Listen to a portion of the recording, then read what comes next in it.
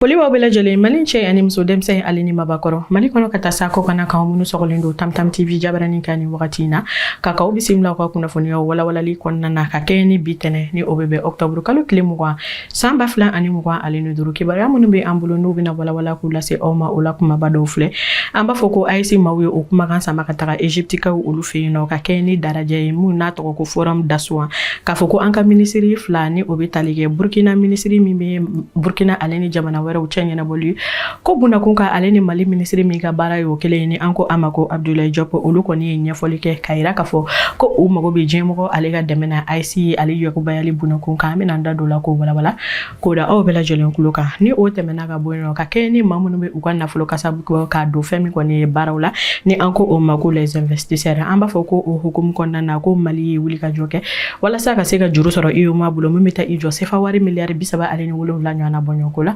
nanda do kunga kuma wala ko wala ni ka oda okluka ni o temena ka boyno amba foko ka kene anga dugu jugoro na fulo ko olu yakba yali buna ko ka foko anga ministry mi nga bara benendo dugu jugoro na fulo olu nyana boli buna ko ka ko ale wuli ka juke kata bugo ni ka olu feno ka foko lichom mi ni o yira onga dugu jugoro la ni ako bara o wese na yani a golubun kariliche kata nyada o bara ka olu be ka tatuga amina o fene wala ni ka oda okluka kuna funi kunchela hamanda do femi ko ne dolanchi ko ale nasiro fe kaira ka foko anga dolanchi la jekulu flabe on fait non nous ou la ko doni no ko sebe nu ko wuli ka jo fanga o kabo ne anko o mago jiliba ase fokata se stade malien ma ka foko olu ko ni kemeka kuna wolo belebe bata ka se mali fariko lo nyana jama jamana ko ka amina nda do la ko wala ko da oklo kanu ne be ambulo koro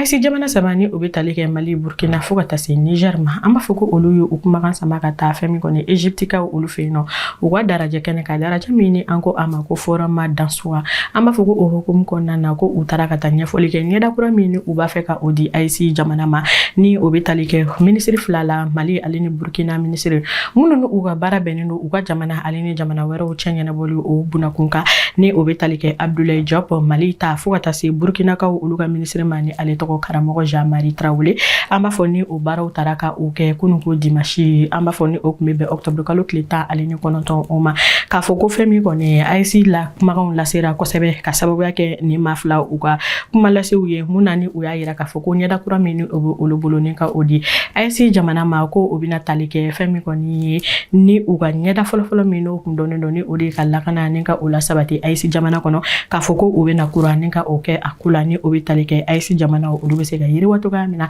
ale ni fere siraw fe wuli ka jo obsega ke to ga mina wala sa femi ko ne jamana nu ga se ga o ka yere ma horonyo soro ale ni unu jamana wara o chenya na bolu tege di nyoma o ko ka se ga yakuba ya to ga mina amba ira ka foko o hukum kelen ko na ko uye la selike ni ka kangare gelenta ko ke ani ka jale kelita ka obi jamana do ka nu uya ira ka fo u ka kuma ko na ko jamana munu be u ka demeta ni ka ase ba maka che wale ke ba ma munu kelen nu ka gele ya belebele nati ai si jamana ko no ni wakati ko folena amba ira ka foko o hukum nana mamunu tumeni daraja inkene ka olu ayira ka foko una femi ko ni fuli belebele taka oke aisi jamana mawi ukani hakil nana ka foko uba fe ka nyada kurata ni ka oji uka femi ko ni duguma u ayira fene ka foko oluna uwa demeta ni ka ke aisi jamana ye wa ko o deme ko nana ko otna so ake feresira shife ake ni yurugu sira ko demek lene jele ko odinata ka oke aisi o sorla o kuna fune ko nana ka o wala ni ka oda o bela jelen kuluka o tamene ko kaboyno ni kera kibara kura ya amba foko mu ko ni kura o taraka o ke danaya la anka jamana fanfe bar sabla ka foko anka jamana nyamawi wuli ka jo belebele ne ka o ke na fuloko na sira fe ka ira ka foka mi wati ne ko bi ko anga jamana ga wakani bani o trésor public malien ye ka foko ale ko ni wuli ka jo ke ga barake wala sa juru anga se ka o soro e ma mo fa fe amba foko o bara o ko o ye nobo ka ira ka foko femi ko ni sefa wari miliyari bisaba ale ni wolonvla ani akun ka fe ka foko o juru de tarani ka odo malila uyema maufe ka foko o baramu ni ataraka ke mamunu ube uga na folo kasabu bo ka do chakeda o olula ni anko o mako les investisseurs ka ira ka foko jurumi do ne fleko abaro be talaka o ke san saba ka tabla sanduru o konana o ya ira ka foko ni barako foli ba ira ka foko femi ko ni fanga obe malila ka se ka femi ko ni na folo ma fon ni ka oluta ka u fara nyo ka soro burso sira o olu na soro fe wala sa jamana ka se ka yirwa ni ka o soro to ya mena ka soro halna soro gele ya bilibili obe ankani wakati ko folena o soro la o kuna fona ko ko wala ko la o bela jelen kloka o tɛmɛnen kɔ ka bɔ yen nɔ ka kɛ ni wuli ka jɔ ye mun bɛ kɛ ta an ka jamana ɲɛmaaw fɛ walasa an ka dugu jukɔrɔ nafolo minnu bɛ yen nɔ an ka se ka u bɔ ni an yɛrɛ ka se ka u tɔnɔma bɔ cogoya min na an b'a fɔ ko o wuli ka jɔ nasiraw fɛ ko an ka minisiri min ka baara bɛnnen don an ka dugu jukɔrɔ nafolo kɔlɔsili ale ni u labɔcogo n'u labaaracogo ɲuman o bunakun kan ni o ye ministre des mines ye Amadou Keita an b'a fɔ ko ale ye a senfa ka taa Bugunikaw olu fɛ yen nɔ ni ka taa i ɲɛ da baaraw la minnu talen don ka o kɛ ka kɛ ni fɛn min kɔni ye lithium min ni a fɔra ko a yira an ka jamana kɔnɔna na ni u bɛ ka fɛɛrɛw ta ni ka olu bila sen kan walasa a ka se ka labɔ cogoya min na jamana ka se ka nafa sɔrɔ siraw olu la don o baaraw bɛ ka ta sira min fɛ an b'a fɔ ko an ka ministre ko a tagamara ni ka taa i ɲɛ da o baaraw olu tacogoya la don ni a nataw la ni o baaraw olu bɛna kurubun kari anw fɛ yan nɔ ni an ko o ma ko lithium Mali SA fo ka taa se Buguni mining ma k'a fɔ ko o baaraw olu kofɔlenw kɔni bɛ sen na ni a kurubun kari bɛna kɛ an ka furancɛla fanga ɲɛma fɛ général Assimi Goïta wagati ni ale nataw la an b'a fɔ ko ministre ka kumaw la ko a taara i ɲɛ da yɔrɔ ka haya yira k'a fɔ ko baara minnu ni olu bilalen don sen kan ko u bɛ ka taa u tacogo ɲumanw na ko wagati kurumani kɔnɔna na k'a fɔ ko an bɛna o kurubun kari o sɔrɔla o kunnafoniya kɔnɔ ko walawala ko da aw bɛɛ lajɛlen kulo kan. O tɛmɛnen ko ka bɔ yen nɔ dolanci ko nasiraw fɛ k'a fɔ ko an ka dolanci jɛkulu fila ko olu kɛmɛ ka kunna wolo ta ni ka o se Mali ma jamana kɔ kana na kɛrɛnkɛrɛnnenya la an b'a fɔ ko Joliba Ase ale kɔni ye sebaya sɔrɔ Burkina kan ka kɛ ni fɛn min kɔni ye confédération ale daraja min kɛra dolanci ko nasiraw fɛ kelen ale ni kanankolo Mali kanu na o hukumu kelen kɔnɔna na Stade Malien ka kɛ ni Ligue des Champions ale dolanciw ye k'a fɔ ko ale yɛrɛ fɛnɛ ye filanin bin kɛ ani Mauritanie o ni ɲɔgɔn cɛ kelen ale ni kelen fan bɛɛ fɛ k'a yira k'a fɔ ko o b'a yira ko ni fɛn min kɔni ye jɛkulu fila ninnu ye dolancila jɛkulu fila ninnu ye ko u ye wulikajɔ belebele kɛ k'a fɔ ko u fila bɛɛ ka fɛn min kɔni ye yamaruya sɛbɛn ko o sɔrɔla ka kɛ ni fɛn min kɔni ye daraja mun ni olu kan ka kɛ fɛn min kɔni ye weekend nata olu ye Bamakɔ kɔnɔna na walasa u ka se ka u ka dolanciw ni ka o kɛ cogoya min na halisa dolanciko hukumu kɔnɔna na k'a yira k'a fɔ ko fɛn min kɔni ye ka kɛ ni ɲɔgɔndan ye ni o taara ka o kɛ UEFOA U17 maaw olu fɛ kɛrɛnkɛrɛnnenya la o daraja ba kɛnɛ kan k'a yira k'a fɔ ko Mali ale kɔni ye buguri cɛ fɛn min kɔni ye Sénégalais ale ɲɛma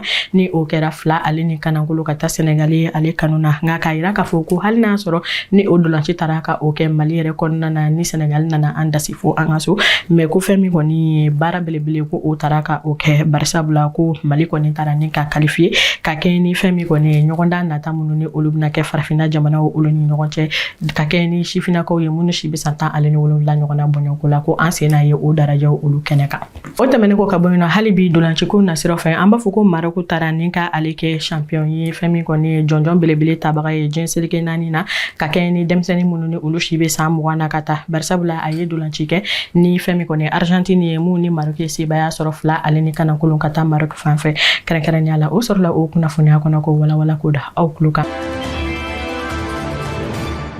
Kunnafoni kuncɛ la an b'a fɔ ko fɛn min kɔni ye Niger yen nɔ k'a fɔ ko wulikajɔ ko o kɛra finitigilakaw fɛ k'u ye laseli kɛ k'a fɔ ko ka kɛ ni u ka wulikajɔw ye ko u ye dankarikɛ banbagaci wale maa 6 ɲɔgɔnna o bɔɲɔgɔnko la ni o taara ka o kɛ dugu la mun bɛ tali kɛ Tilaberi fo ka taa se Doso ma ni o kɛra dɔgɔkun tɛmɛnen o kɔnɔna na an b'a fɔ ko nin bɛ dansigi kɛ aw ka kunnafoniyaw la Tam Tam TV Jabaranin ka ko ka aw sɔgɔlen to an na ko kunnafoniya ko nasiraw fɛ ko aw tɛna to dibila fiyewu k'a yira k'a fɔ ko an bɛ an ka miiriyaw ta ka taa an ka chauffeurw olu fan fɛ minnu ni u ka wulikajɔ fanga ka bon ka kɛ ni gɛlɛya mun bɛ siraw kan ni wagati na ni olu bɛ u ni di ala ma ka fɛn min kɔni citerne ni ka olu boli kɛrɛnkɛrɛnnenya la ni o ye taji mobilibaw ye walasa ka don n'u ye jamana kɔnɔ gɛlɛya degun ale ni fɛn bɛɛ lajɛlen cɛla an b'a fɔ ko foli belebele ko o bɛ ta k'a di u ma u ka cɛsiri la ko nin yɛrɛ fana ye jamanajɔ dɔ ye an b'a fɔ ko ka kɛ ni an ka kunnafoni diso bɛɛ tɔgɔ la ye ko aw k'an bɛɛ wasala.